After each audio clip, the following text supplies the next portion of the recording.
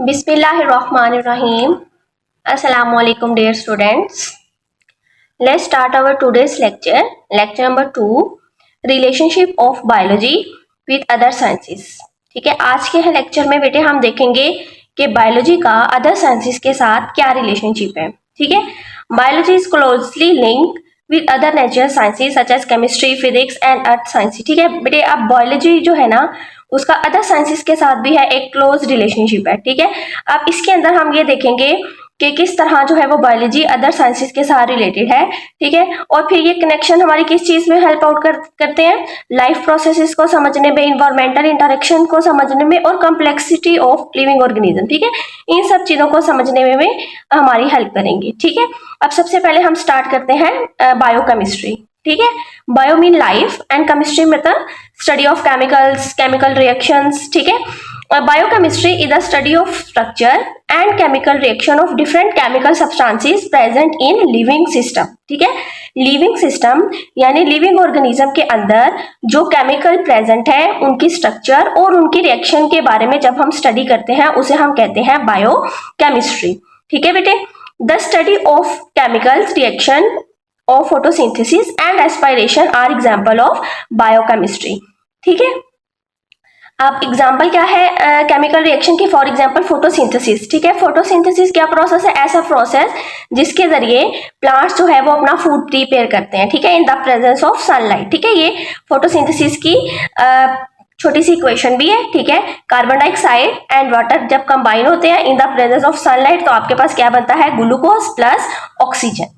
ठीक है, ये भी एक क्या है, केमिकल रिएक्शन जो लिविंग ऑर्गेनिज्म के अंदर यानी प्लांट के अंदर जो है हो रहा है. ठीक है, रेस्पिरेशन भी क्या है, रेस्पिरेशन और फोटोसिंथेसिस ये दोनों प्लांट के अंदर हो रहे हैं. ठीक है, इसके अलावा ऑर्गेनिज्म के अंदर भी रेस्पिरेशन हो रही है. ठीक है, जैसे ह्यूमन है हम भी रेस्पायर करते हैं. ठीक है, ब्रीदिंग जिसे कहते हैं. ठीक है, उस दौरान क्या है क्या होता है, ग्लूकोज जो है वो ब्रेक डाउन होती है और क्या बनाती है, कार्बन डाइऑक्साइड एंड वाटर. ठीक है, फोटोसिंथेसिस का बिल्कुल ऑपोजिट है रेस्पिरेशन. ठीक है, फोटोसिंथेसिस में कार्बन डाइऑक्साइड और वाटर मिलते हैं in the presence of sunlight और क्या बनता है, ग्लूकोज और ऑक्सीजन. ठीक है, रेस्पिरेशन जो है बेटे वो है इसका ऑपोजिट है. इसके अंदर ग्लूकोज और ऑक्सीजन क्या होंगे, ब्रेक डाउन होंगे और क्या बनेगा, कार्बन डाइऑक्साइड एंड वाटर. ठीक है, इस तरह के केमिकल रिएक्शन जब हम लिविंग ऑर्गेनिज्म की बॉडी के अंदर स्टडी करते हैं और हम देखते हैं कि डिफरेंट केमिकल सब्सटेंसेस की स्ट्रक्चर और केमिकल रिएक्शन क्या है तो वो हम देखेंगे बायोकेमिस्ट्री के अंदर. ठीक है बेटे, ये हो गया आपका फर्स्ट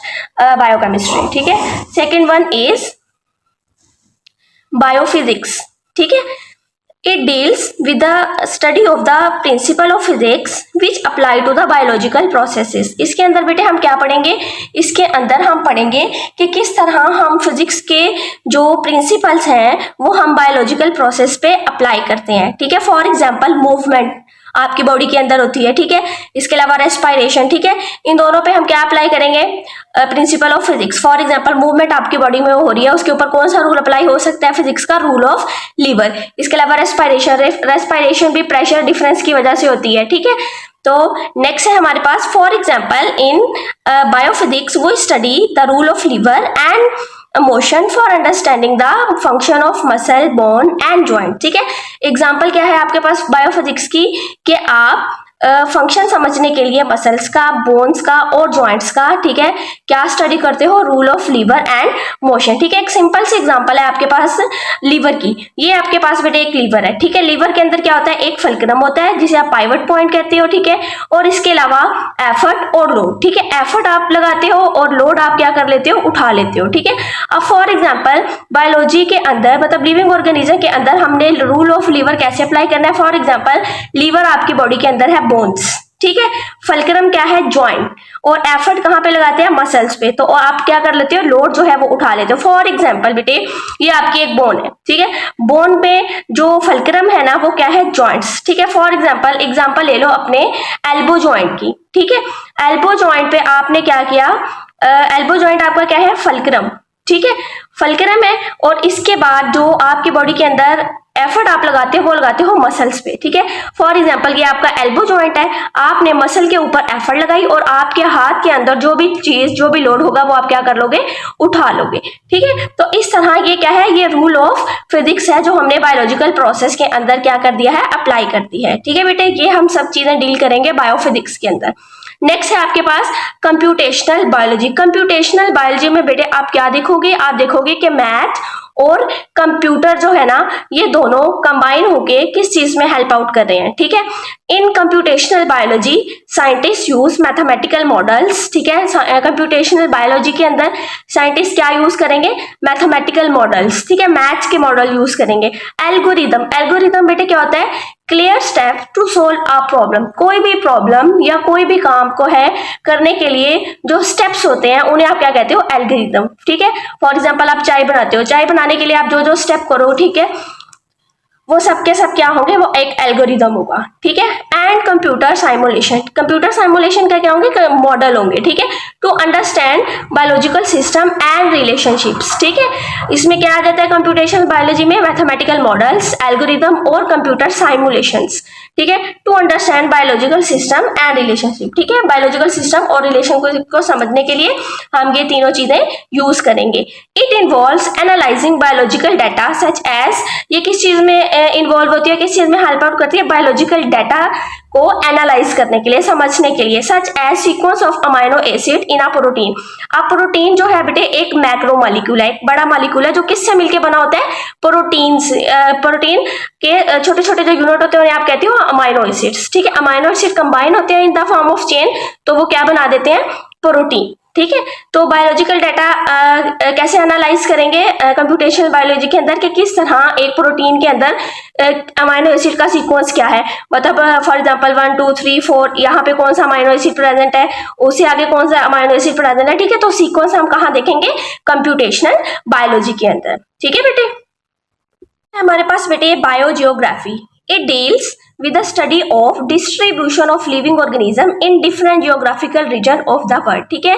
दुनिया के अंदर डिफरेंट जियोग्राफिकल रीजन के अंदर, ठीक है, एनिमल्स की कैसे डिस्ट्रीब्यूशन हुई भी है, ठीक है, कहाँ कहाँ कौन से एनिमल्स प्रेजेंट है, ठीक है, उसको आप स्टडी करते हो बायोजियोग्राफी के अंदर, ठीक है। The influence of climate change on the distribution of organism is also study in biogeography, ठीक है। अब एक क्लाइमेट जो है, क्लाइमेट चेंज अगर हो रहा है, अगर मौसम तब्दील हो रहा है, तो वो ऑर्गेनिज्म के डिस्ट्रीब्यूशन पर किस तरह असर अंदाज होता है बेटे, वो भी हम बायोजियोग्राफी के अंदर पढ़ेंगे, ठीक है। एग्जांपल एक छोटी सी ले रहे हैं कि हुबारा बस्टर्ड, वो एक माइग्रेटरी जो है ना बर्ड है, ठीक है। जब साइबेरियन कंट्री में वो रहता है, ठीक है, जब हम वहाँ विंटर के मौसम में बहुत ज्यादा ठंड हो जाती है, ठीक है, तो उसके लिए रहना वहाँ मुश्किल हो जाता है, तो वो सितंबर और अक्टूबर के अंदर, ठीक है, पाकिस्तान के इलाकों में आके माइग्रेट कर जाते हैं, ठीक है, अपने हार्श क्लाइमेट की वजह से, ठीक है, वो क्लाइमेट जो है उन पे असरअंदाज हुआ, ठीक है, तो उन्होंने वहां से क्या कर ली, माइग्रेशन कर ली, ठीक है। तो इन्फ्लुएंस ऑफ क्लाइमेट चेंज वो भी हम देखेंगे बायोजियोग्राफी के अंदर, ठीक है बेटे। नेक्स्ट है हमारे पास बायोस्टैटिस्टिक्स, ठीक है। It deals with the principle of statistics to analyze and interpret data related to living organism, ठीक है। लिविंग ऑर्गेनिज्म से रिलेटेड जितना भी डाटा है उसको एनालाइज करने के लिए, ठीक है, एंड इंटरप्रेट और उसको समझने के लिए, ठीक है। जो भी आप स्टैटिस्टिक के रूल अप्लाई करते हो वो आप किस में करते हो, बायोस्टैटिस्टिक्स में, ठीक है। Biostatistics play a crucial role in biological research, health care and public health extra, ठीक है। अब बायोस्टैटिस्टिक आपको कहाँ क्रूशियल रोल प्ले कर रहा है, बायोलॉजिकल रिसर्च, मतलब कोई भी बायोलॉजिकल रिसर्च का कोई प्रोग्राम है, ठीक है, किसी भी प्रॉब्लम पे आप रिसर्च कर रहे हो, कोई भी बायोलॉजिकल प्रॉब्लम है उससे रिलेटेड जो भी डाटा है, या हेल्थ केयर से रिलेटेड जो भी डाटा आप कलेक्ट करते हो, और पब्लिक हेल्थ से रिलेटेड जितना भी डाटा होता है, ठीक है, उसको एनालाइज और इंटरप्रेट आप किसके अंदर करते हो, बायोस्टैटिस्टिक्स के अंदर।